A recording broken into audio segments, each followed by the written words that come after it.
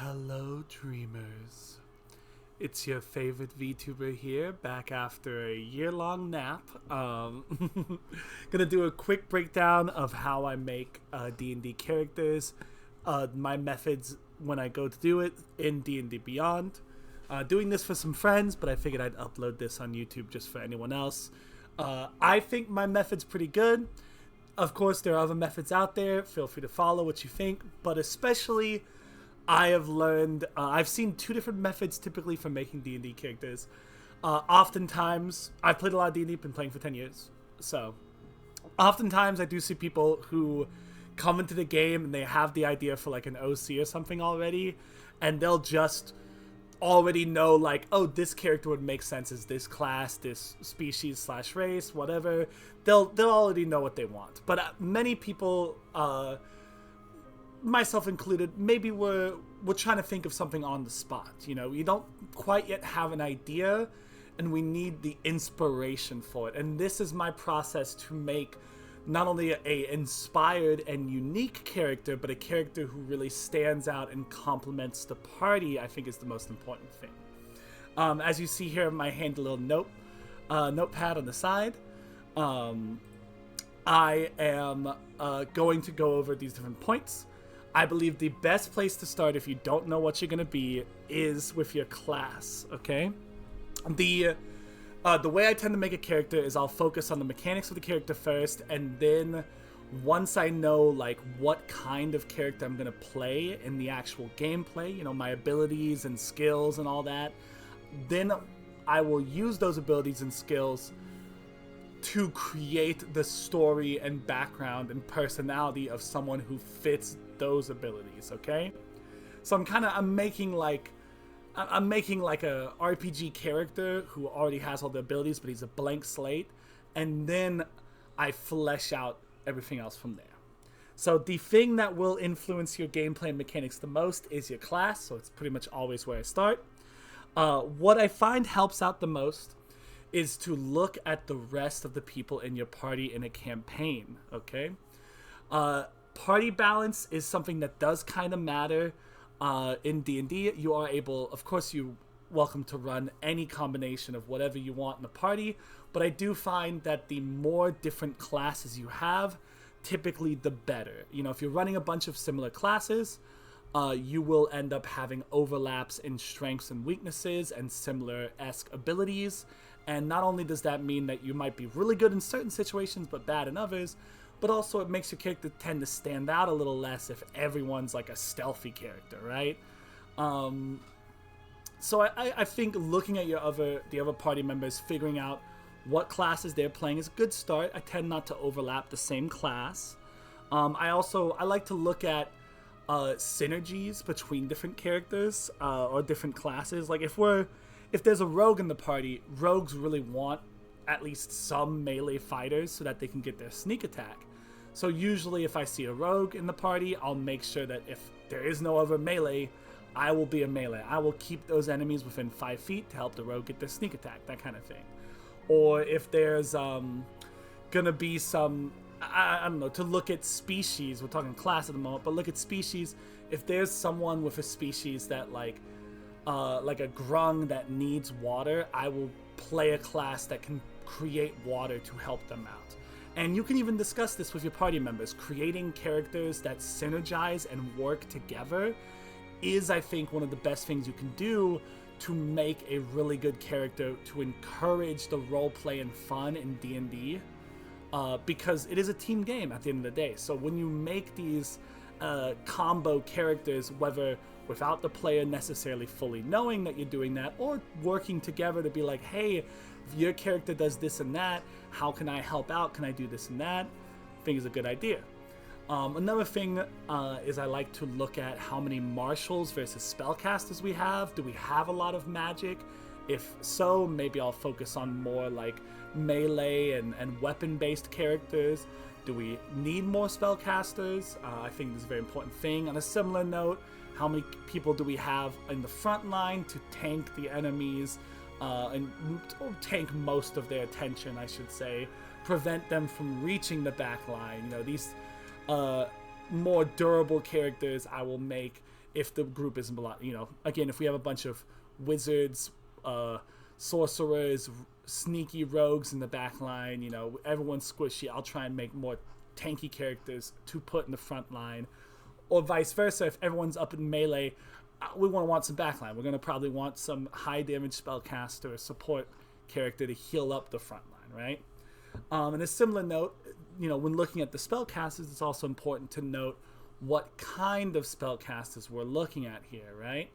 Are we looking at divine spellcasters like clerics and paladin? Are we looking at nature with druid and ranger? Are we looking at more arcane with like the bard, wizard, sorcerer? We're looking at warlock.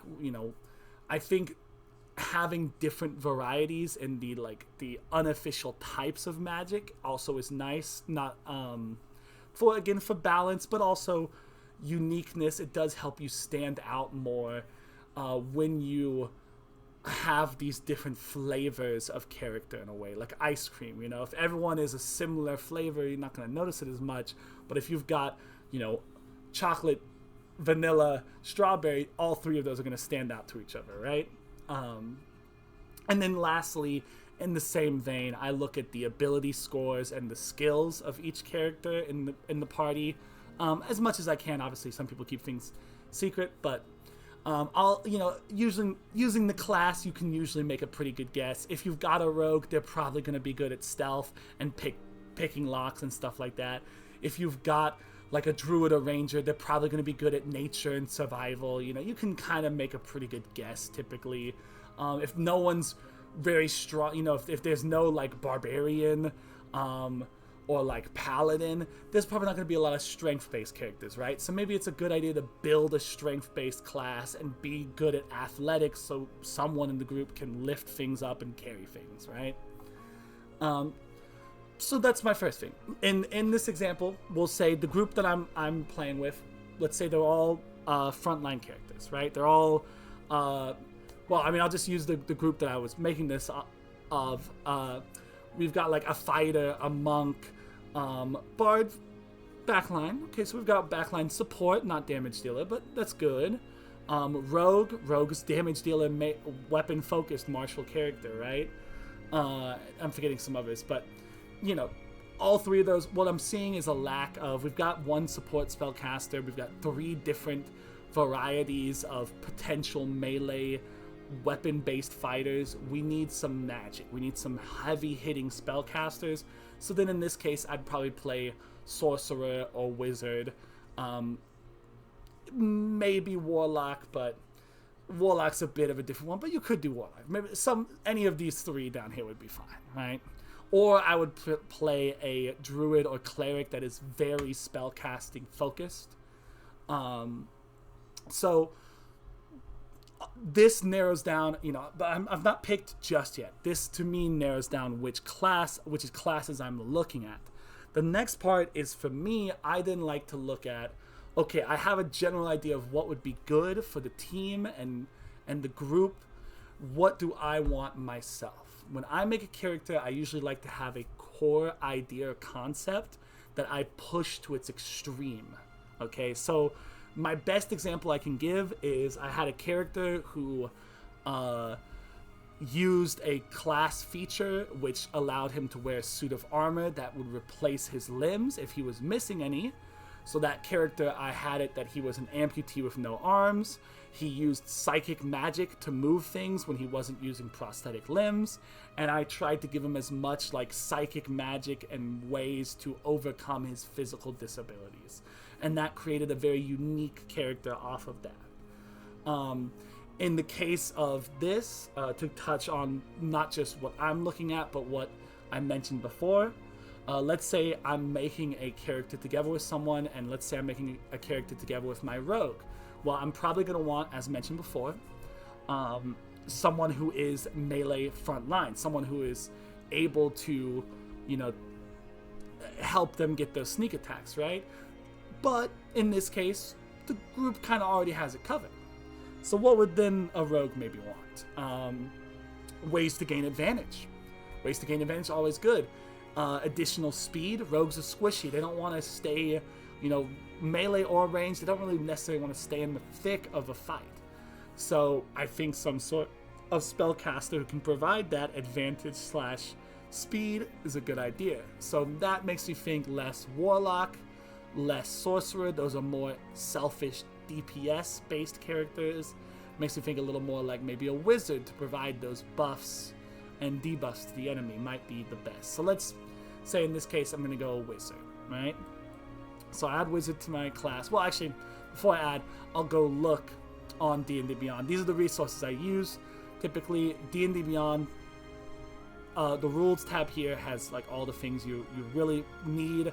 You're gonna get locked behind a paywall for a lot of it, but this has most stuff. Just make sure that it doesn't say legacy, because that is older content that is no longer being updated, and you should communicate that with your DM if you're looking at something that has legacy tag and you want to use it, okay?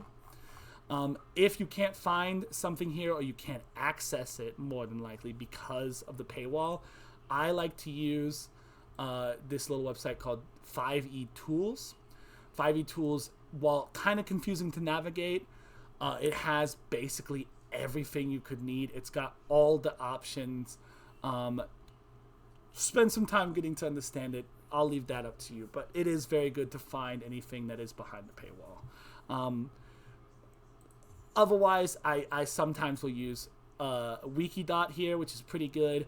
Most of this, however, is legacy content, so if you're doing 5.5, not as good anymore. This is older things, but still nice to have. And then if you need like things relating to the lore of D&D, the standard setting at least, this website Forgotten Realms will give you that standard lore just so you can help look at that, right? But anyway, so let's say I'm thinking about a wizard. I want someone, wizards have access to a lot of magic, both utility and damage, so I can cover both sides of supporting my rogue friend and killing the enemies with magic, right? Let's say here, let's think about the next thing that I would look at. Okay, I like the idea of wizard. Is there any abilities that stand out to me that I want to make my character focused around, right? Now, unfortunately, here on D&D Beyond with nothing else, I only have access to this one subclass, right? I guess I should say subclass, I think, is something you should always think about when making your character, pretty much. So aside from your class, your subclass is the next biggest thing that will change the thematics and lore of your character, as well as your abilities. So I think subclass is always a good place to look.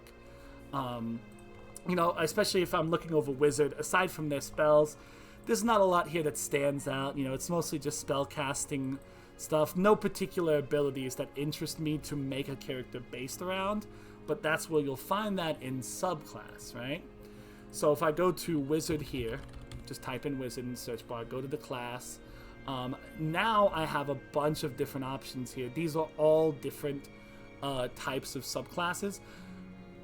They come from different sources. You'll have to run it by your DM if they allow it.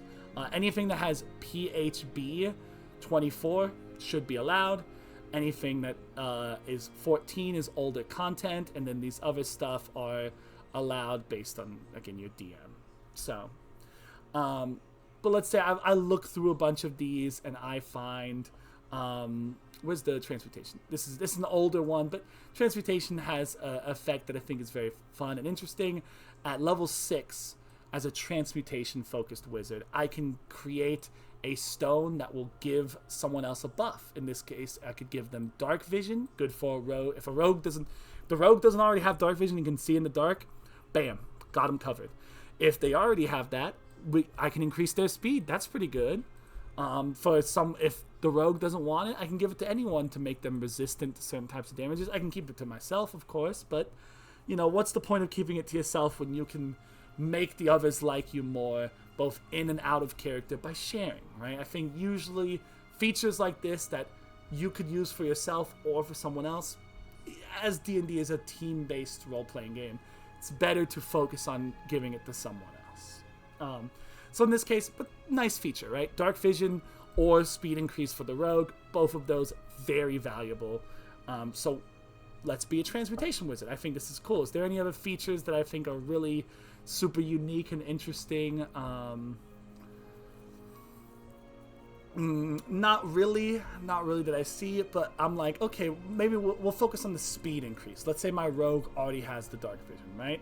How can I increase the rogue speed? Now this is where I would get to simply just Googling, D&D ways to increase another character's speed, and you'll get a bunch of suggestions. If I hit enter here, it'll probably tell me some spells. Longstrider, that's a spell I have access to as a wizard. Haste, spell I have access to as a wizard. Zephyr Strike is for yourself, doesn't count. Transmuted Stone, we've already got that. Transmutation Wizard. An Elixir, interesting. Maybe I want my character to learn alchemy. There you go. That's already some interesting things to think about. Auras, probably not going to do that. Not going to be a paladin. Level 7, quite a heavy investment. And then magic items going to come, with you finding them, right? But Googling is honestly the other best way of finding things. Just be careful because, one, the AI sometimes will give you just false information. Like, again, Zephyr Strike here is a spell that works on you. So the fact that it's not doing another character, and sometimes, if you're reading like Reddit or somewhere else, people might give you false information on accident. It's not that they're trying to do it. So, but okay, so there's a bunch of different ways there to increase speed that I think could be interesting to just really pump my my rogue friend. Something that didn't come up here because the AI is a little stupid is perhaps what I'm thinking about race. But at this point, we already have a good idea covered. This is what I mean by take a core idea and push it. In this case, I want to build a character who can make another character as fast as possible. That is the core character concept. Now, how do I push that? Wizard obviously is the best class for access to those spells in the Transmutation Stone, right? So I'm going to make a wizard. The next thing I'll do then is I'll look, before I fill out any of these other wizard traits, because none of these are essential to the core concept, right? Is I will then go to species, or your race, whatever you want to call it. This is where I'm like, is there any species that increase speed? D&D, once again, D&D, is there any species that boost another player's speed? Let's see if it shows up. I know of one, but I want to see if this will actually give. It doesn't, because again, the AI sucks. So, unfortunately, this is something you might have to individually search yourself. Good luck. Obviously, you can search on D&D Beyond. You can search on this website right here. Is the lineages are the races. Or you could search on this. You can search here in 5e tools. I can go to species, and I can search through a bunch. I've already done this information myself. What we're looking for is the Hobgoblin. The Hobgoblin here has a cute little ability called Fey Gift, where as a bonus action, limited number of times, I can give someone passage. You and the creature you help each increase your speed by 10 feet until the start of your next turn. Perfect. Now we have, 4 different ways to increase speed. Longstrider, the Longstrider spell, level 1. Haste spell, level 3. Transmutation Stone, level 6. And baseline species ability, Hobgoblin, plus 10. We've got 4 different ways to increase speed. We're already coming up with a very, fun concept, right? Unfortunately, of course, D&D Beyond sucks. So if I try and search up Hobgoblin, I'm sure it's not going to come up. Yeah, because they hate you. So you will probably have to, unless you're doing one of these standard races here, you will probably have to go out of your way to go to the to create homebrew on the website. You can make homebrew in my homebrew collection, and you will have to copy the information from this into D&D Beyond. Get some help if you don't know what you're doing. There's videos online. Ask your DM if that's even okay, because maybe a DM doesn't want you to do that. But for my sake, that's what I would do. Looking at these races, we'll just pick is there no one I know? who could, I don't know, I'm trying to think, like, who would, none of these are really support fucking. I think Goliath maybe has one of its specific buffs might help. Now I can teleport. No. Halfling maybe. No. None of these feats are gonna help. None of these traditional feats. So we're just gonna go ahead. We'll select a tiefling for the moment, just because. Sure, tiefling, good enough, right? Not exactly what we're looking for, close enough. I should have maybe made the homebrew race. Whatever. The important bit is showing you my thought process rather than the actual what I'm doing. Right? So then now I would look at, okay, so as we saw, we're a transmutation wizard. We kind of want to make those potions as mentioned. So having some sort of, I forgot to put in here, I didn't put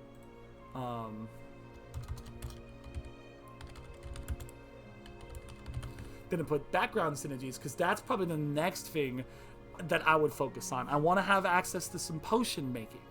And it makes sense for a transmutation wizard who's changing materials to be maybe some sort of alchemist, right?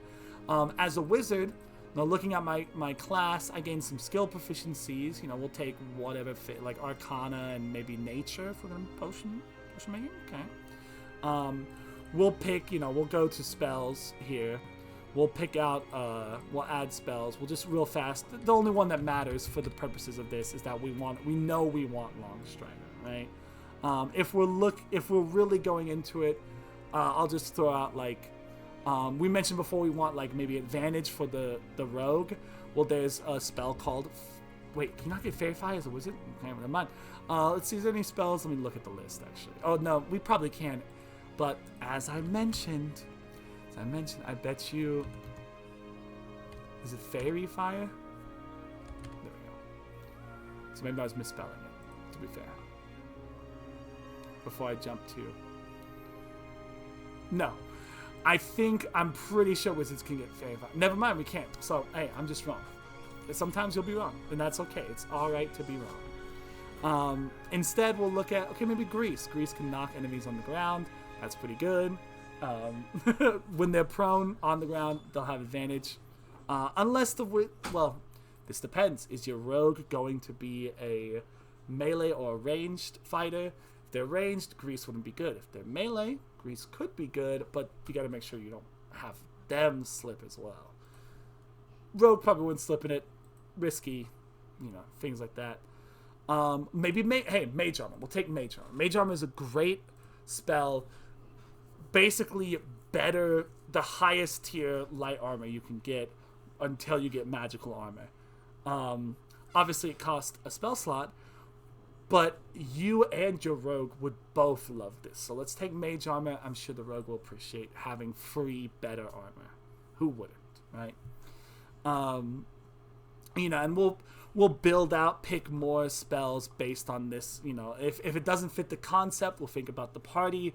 Or think about the lore of the character. If I'm not thinking about something that mechanically works well, then I'm probably thinking about something thematically. Like, okay, if I'm an alchemist, maybe do we have acid on this? Yeah, acid splash. Maybe acid splash thematically makes sense. It's it's maybe not the most optimal and efficient, but it fits the theme, and that's even better fitting the theme, right? And as you see now, we're starting to build out the character more and more, flesh it out, both mechanically and personality and theme and style. So we go to background. Our class, the important bit, class here doesn't give any access to tool proficiencies. There's nothing here about having in any of these traits. There's nothing here about getting access to an alchemist kit. We should look at, I think, actually, before I would do this technically. And this is the future proofing. I think it's also good to future proof your character. If I look at School of Transmutation, you don't actually.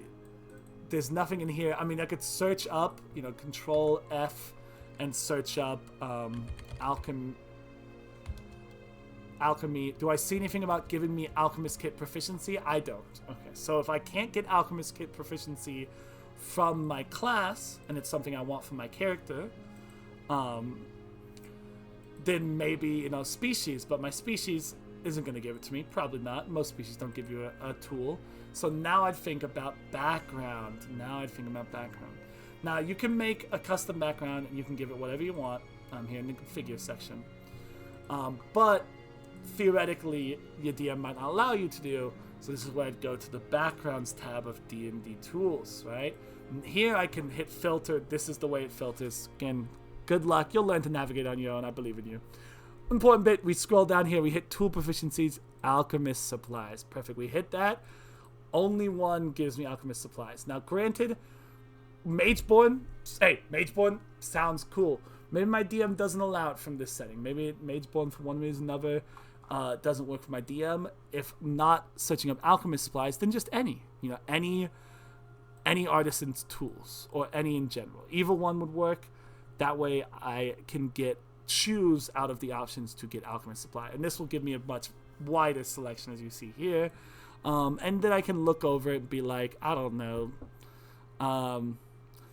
folk hero. It's funny, you know, I'm a folk hero transmutation wizard. Maybe I go around helping people with the alchemy supplies that I brew for them, you know.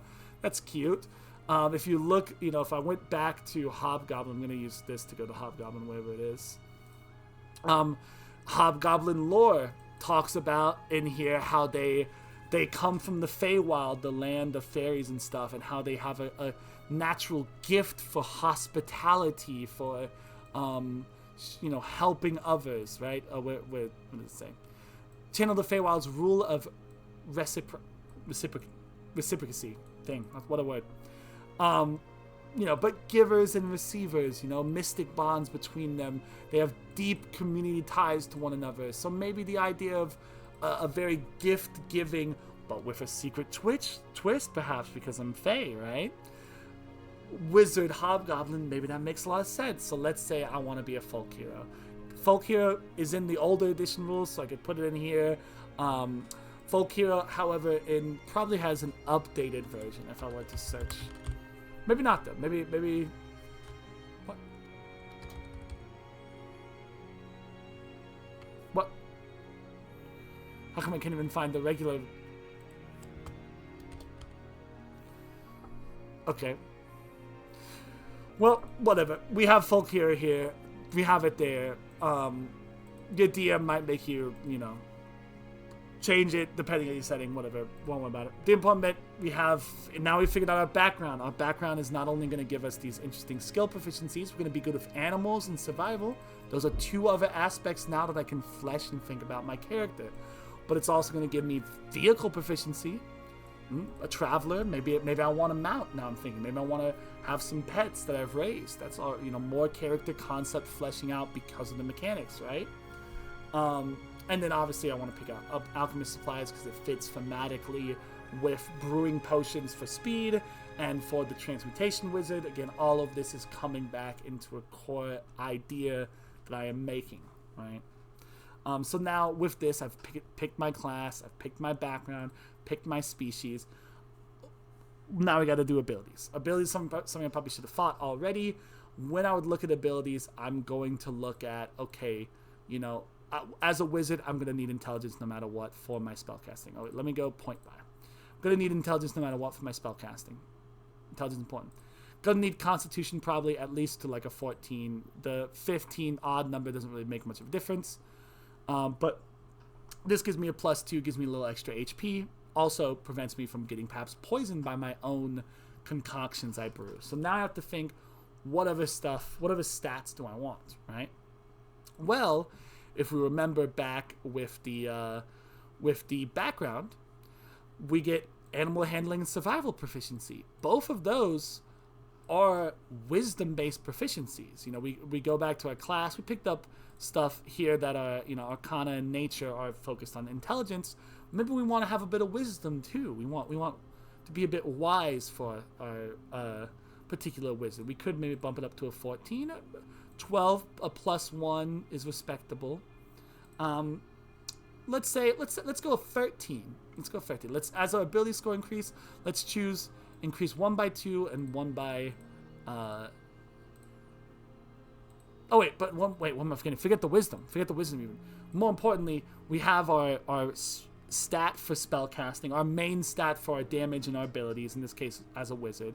We have Constitution because we want health on every character. You want some amount of Constitution preferably, unless you don't mind being super squishy. But trust me, it's risky.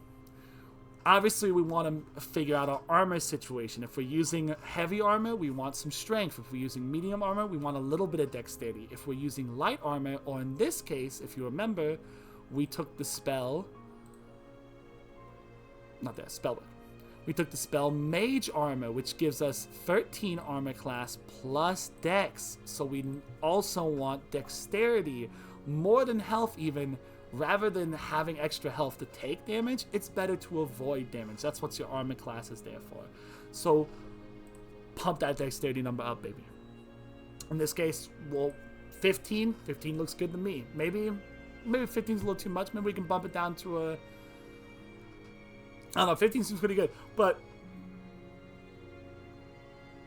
let's see, what can my wisdom? Because I don't get wisdom to a 10, so I'm like, okay, I wouldn't really have a bonus to wisdom. Maybe I do want to be a little wise. I don't mind my character being a little scrawny wizard or unlikable, even though it kind of... But now I'm thinking, okay, but as a... See, look, these are the things you start to get into. Well, as a folk hero, is it a little weird that I don't have good charisma? Maybe. But it could be fine if you think about, maybe I'm more of a man of action than words, right? So I could debate whether I want more charisma or not. In this case, I think getting to 14, which is plus 2 to my dex, 15 AC, that's a good AC for a level 1 wizard, okay? So I'll bump this down to 13, bump my wisdom up as high as I can get.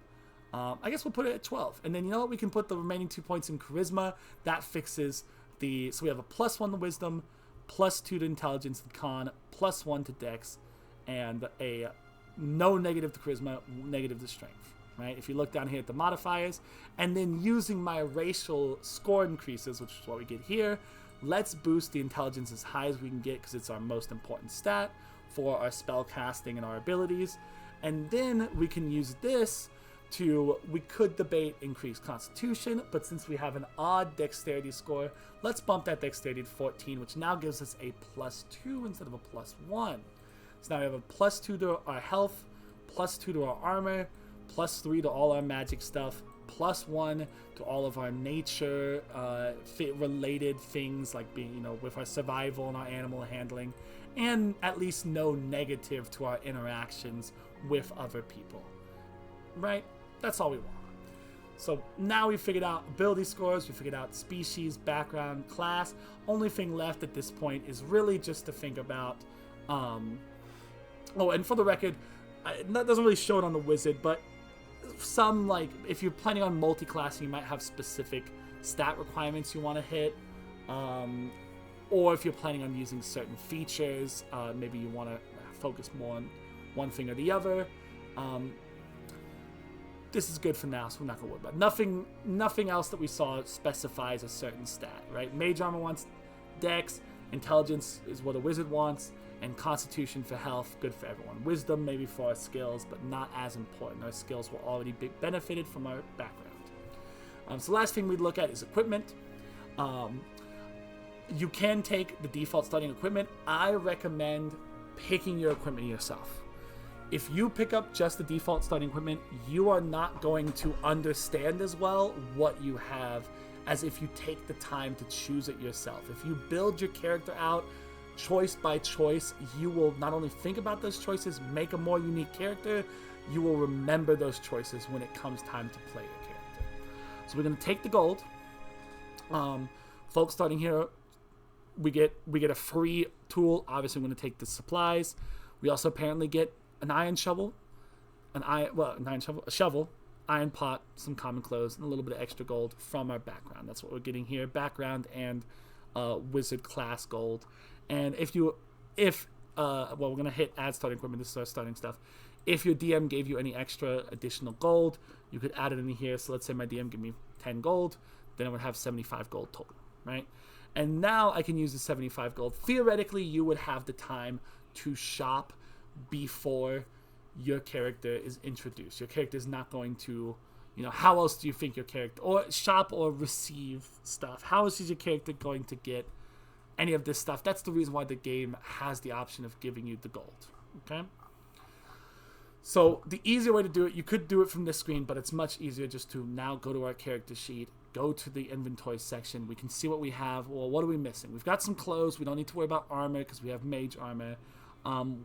A backup weapon could be nice. We have dexterity, so maybe a little, you'd want to look for a finesse weapon. This is where I'd go D&D Beyond, go up to the rules, go to equipment.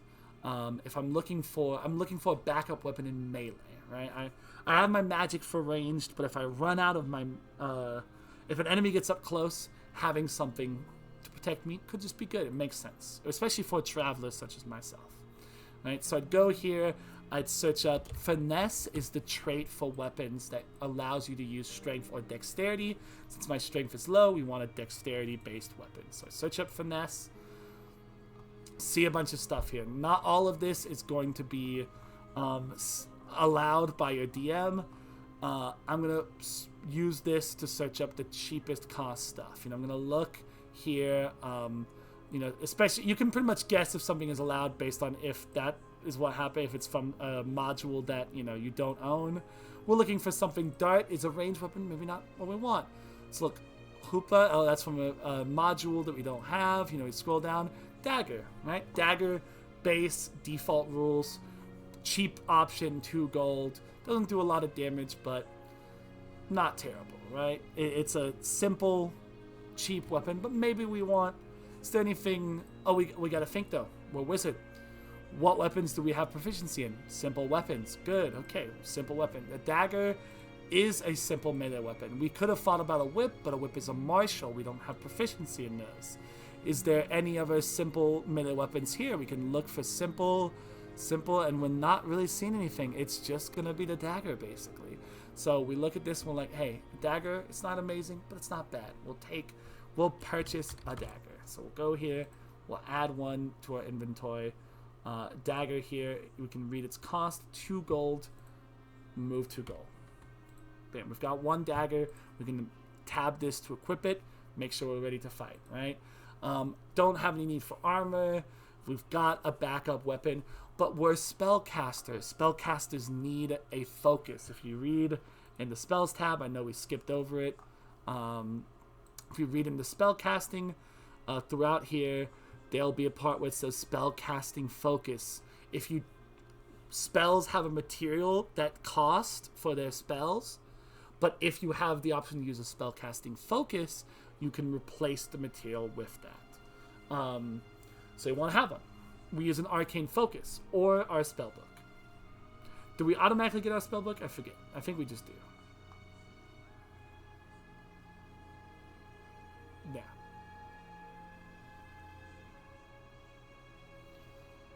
Yeah. So the question is, do we want to just use our spellbook, or do we want to have an arcane focus? Good question. If we needed one, we could look it up. I don't think we need one. I feel like that's an extra. We already have a focus that'll work. We could look up an arcane focus, but whatever. We could have picked up a rod, staff, wand. We don't need one. I'm not gonna waste the money on it. So now I'm like, okay, got a bunch of extra gold. 73. That's a lot. I could hold on to it. What else could I want? I've got my alchemist supplies. Oh, I'm looking at this. I need some basic equipment, right? I don't even have a backpack. What I would spend your money on then is buy a pack. Packs are collections of gear with different themes that typically cost a little less than if you bought all of it separately. So you see these different packs. There's like burglar for people who are intending to do criminal activities, diplomats for people intending to do social, dungeoneers for going into a dungeon, yada yada. There's a scholars pack here. Scholars pack has some books, some lamp stuff, parchment, so we can do some writing. That seems nice for a wizard who uses a spell book. I'm going to be writing in my spell book. Might as well have other things to write in as well, right? It gives me a lamp so I can see in the dark if I don't have dark vision. That's something to think about as well. Do you need torches? Do you need lights? It gives me a backpack so I can carry things. So we'll just purchase this. It is 40 gold. Bam. Best use of our gold right there. And I would actually even take my alchemist supplies. I'm not going to need them on hand right away. I'll throw those into my backpack. Same with my pot iron and my shovel. Those are things I'm not going to need right away. That can go straight to the backpack, right? So then I'll think a little bit more. I'll be like, okay, so we have our weapon, we have our armor. As a wizard, we will use mage armor. So a spell book for our focus, for casting magic. We have a backpack for carrying stuff. We have a way to gain light if we need light. Pretty much that covers about everything we need. We might need food though. Food important. So we look up rations. Our backpack didn't come with any rations. Look up rations, food. One day, let's just add a couple. Let's add, we have 33 gold. That's a weird number. Let's get 3 gold's worth. It costs half a gold, so that would be 6 rations. Add 6, throw them in my backpack, remove 3 gold, right? Simple math, that's 2. Remove 3 gold, bam. Now we've got some food. We know that we won't starve to death. I do notice my backpack here says the amount of weight it's carrying is actually higher than what it theoretically can hold. So if your DM, you can put stuff in on D&D Beyond. Maybe your DM's a stickler about it. You might want some additional types of storage. You can purchase Parker. God, I can speak. Can you search up specific storage? I don't think you can. Not on D&D Beyond, at least. This is where it's going to help maybe to go over. Again, this is things you'll learn as time goes on. Here in the tools, we can go to items. Here we can go to filter, and we can filter down here by different stuff. Is there even a storage option? That'd be nice if there was. Doesn't look like it, but actually I can search. At the top, I'll just search storage. No. We can look up what a backpack is, and maybe the backpack has a listing of its adventuring gear. So I guess I'm looking for anything under the adventuring gear tab. So I hit venturing gear, and then I have a bunch of things I can look through. There's going to be a ton of stuff. Thankfully, I know a lot of them already. Things that, are nice for adventurers to have. You're going to want a water skin. I forgot about making sure you have water to drink as an adventurer. Add that. It costs 0.2 of a gold. So that's going to be kind of annoying, but you want to add it, throw it in there. And then you're going to remove 1 gold. And then you're going to add 10 silver. Because 10 silver equals 1 gold. And then we're removing 0.2 of a gold, which would be 2 silver. So, bam. Then we'll look here. We'll be like, okay, we also want more storage. Pouches are nice. Pouches, little things to put on my waist to hold. Let's get 2 pouches. 1 gold, nice even number. 12 pounds. We'll throw those in there. We'll move 1 more gold. Maybe we even need a little extra storage. Oh, we also want something to sleep in. I forgot. Venture's gonna need to sleep. We gotta get a bedroll, guys. Don't forget about a bedroll. So I'll add that in there. Throw it into our backpack. 1 gold cost. Simple, easy, bam. Right. Is there anything else I think we need? We got bedroll. We got light supplies. I probably should have written down a list of basic adventuring things that you would need, but my brain, kind of flopped on that. So I think that's just about everything. All the basic stuff. So yeah. So now we have mechanically our character done here. We see what skills we're good at. We're really good at knowing things about nature, magic, handling animals, and surviving in the wild. We have the ability to do some alchemy. We probably go around using our nature knowledge, picking up supplies and stuff. We're a transmutation wizard, casting buffs on people. We're a folk hero. We go around helping those in need. We've not only do we mechanically have our character built, which will be fun to play, but we've already, as you see through the mechanics of the character, started to develop a concept. And in the next video I'll make, I will give you how I go through fleshing out the background and backstory of the character. But for now, mechanically, there's more to flesh out, but you can figure out the rest on your own, I'm sure. This is just how I think and what I think about when making a character. Also, sorry about the loud sound outside.